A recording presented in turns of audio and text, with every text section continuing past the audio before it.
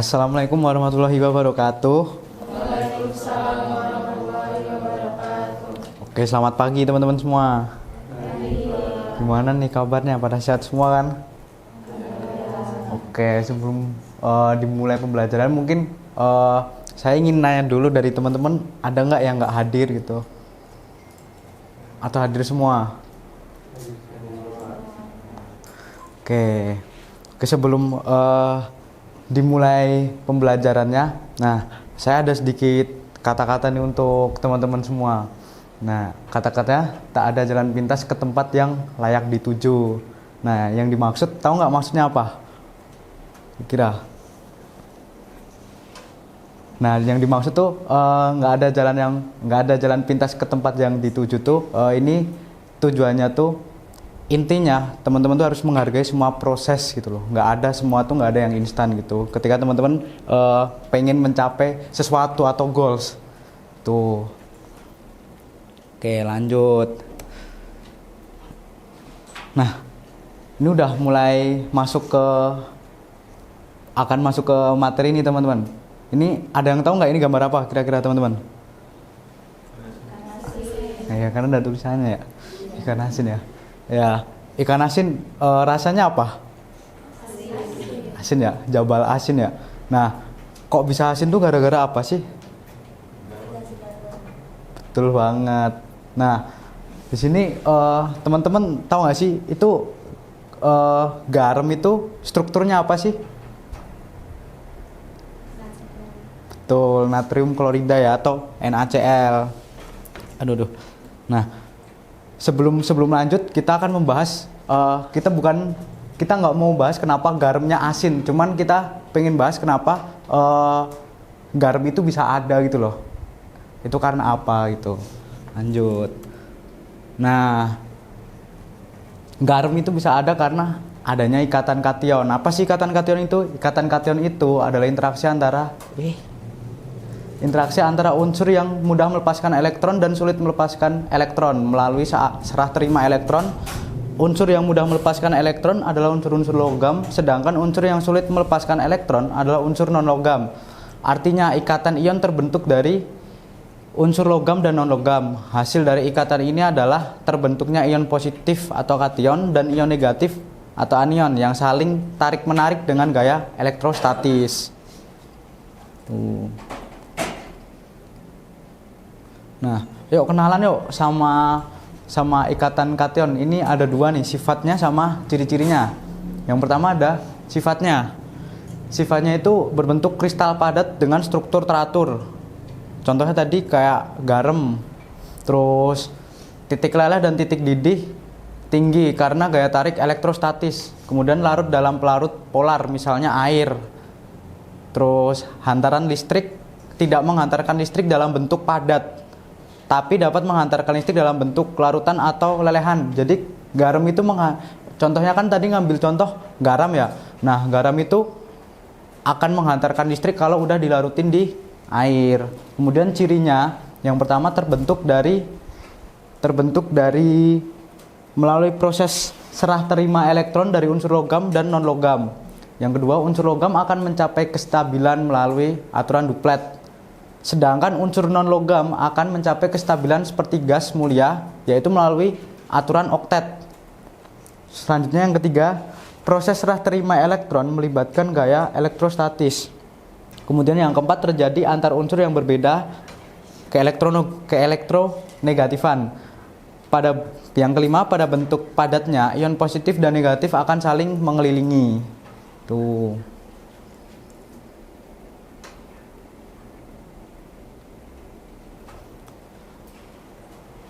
Nah, selanjutnya teman-teman pernah berpikiran gini sih, kok bisa sih ada ikatan ion? Kok bisa sih ada ikatan ion? Itu kira-kira kenapa ya?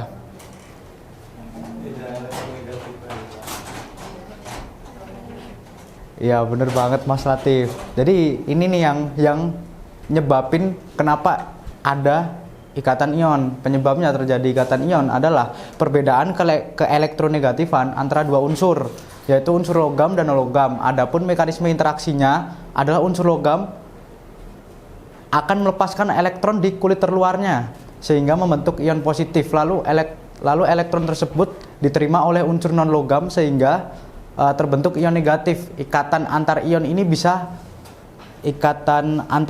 bisa terjadi karena ada gaya elektrostatis akibat perbedaan muatan kedua unsur. Tuh. Nah, lanjut ya, teman-teman. Nah, di sini ada proses terjadinya ikatan ion. Yang pertama, atom logam. Atom logam atau golongan 1A, 2A, 3A cenderung melepaskan elektron valensi. Terus kemudian atom non logam, golongan 5A, 6A, 7A cenderung menerima elektron untuk mencapai konfigurasi gas mulia. Lalu selanjutnya, setelah serah terima elektron terbentuk kation dan anion. Kemudian yang terakhir, kation dan anion saling tarik menarik atau membentuk ikatan. Nah, jadi kenapa garam tadi bisa terbentuk itu karena molekulnya itu saling melengkapi atau atomnya itu saling melengkapi. Ibaratnya itu seperti hubungan ya, teman-teman. Tuh. Nah, seperti yang di awal tadi, ini contoh senyawa dengan ikatan ion. Yang pertama nih, NaCl atau natrium klorida, atau seperti tadi yang ada di ikan asin, garam. Nah, ikatan ion pada NaCl terjadi antara unsur Na atau golongan 1A dan unsur Cl atau klorida golongan 5A. Adapun proses terbentuknya NaCl bisa dilihat di bawah ini. Nah, contohnya Na nih. Konfigurasinya ada 1s2, 2s2, 2p6, 3s1. Nah, satu elektron di kulit terluar itu cenderung akan lepas. Reaksi pelepasan elektron Na sama dengan Na plus 1 elektron karena dia melepas elektron. Nah, terus yang Cl itu ada konfigurasinya 1s2, 2s2, terus 2p6, 3s2, 3p5.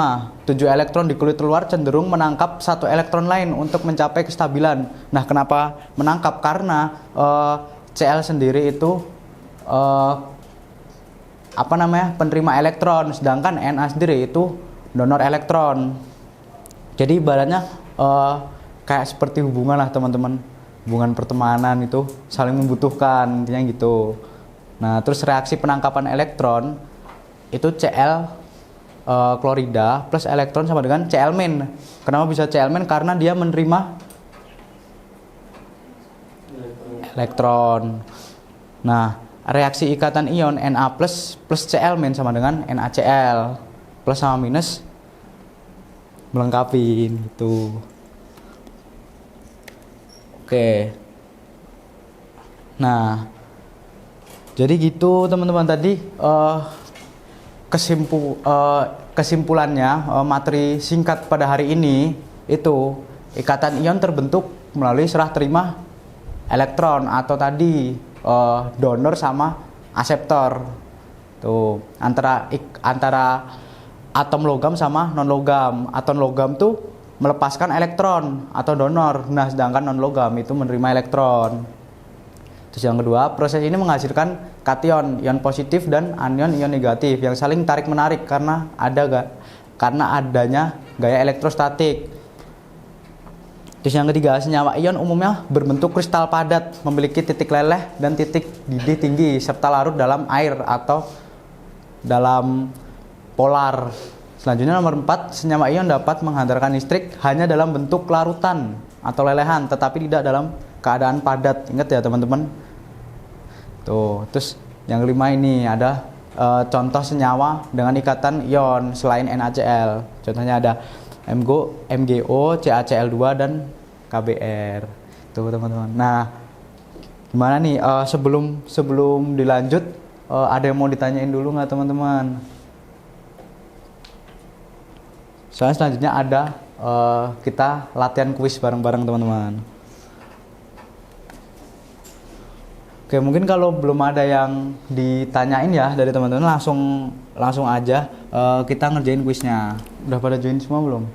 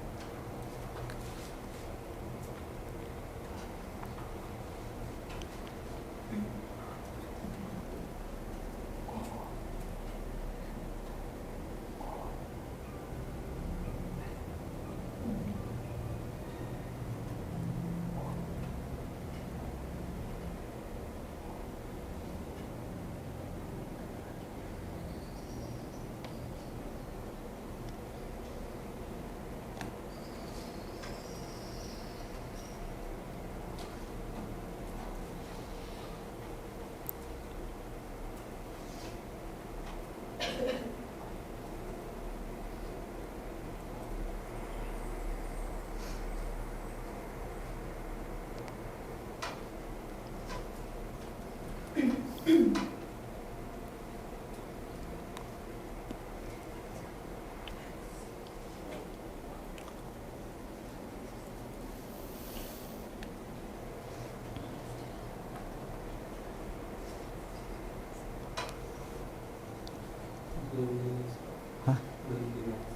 Oh iya, sorry.